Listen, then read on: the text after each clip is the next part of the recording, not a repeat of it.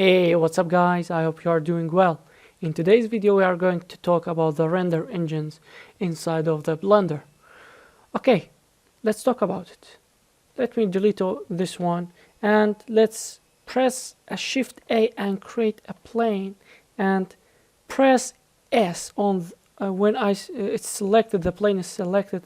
We will make our cursor near to here so we can scale this one by pressing S.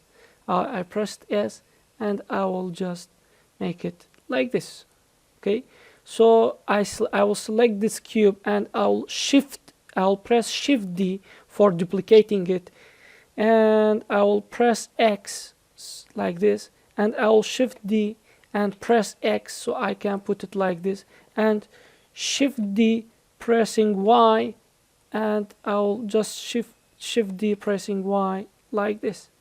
You see, I just put it things like this and I left only the light on it.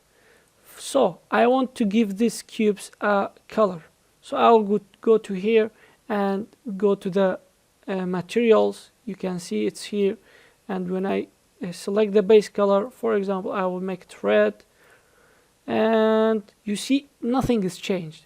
But if you go to here, you see it's shading, viewport shading. You see it's colorful, it's nice. But which renderer is this?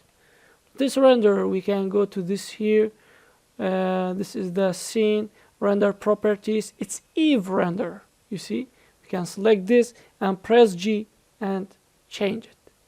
You see, it's cool, huh? Yeah, it's cool.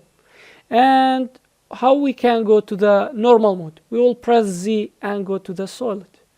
We will not go back to this like going from here, but I will just press Z and going to the renderer and see this is rendered.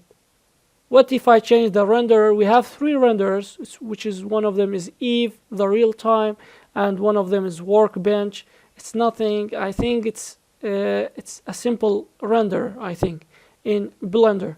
But the cycle and Eve are the best one. The cycle, let's select the cycle. You see it's like this. But when we zoom in, you see it's calculating.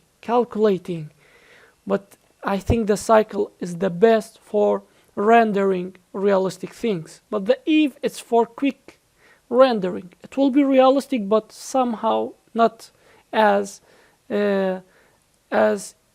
cycles. Okay. And this is today's video. I hope it was helpful, and see you in the next video. Goodbye.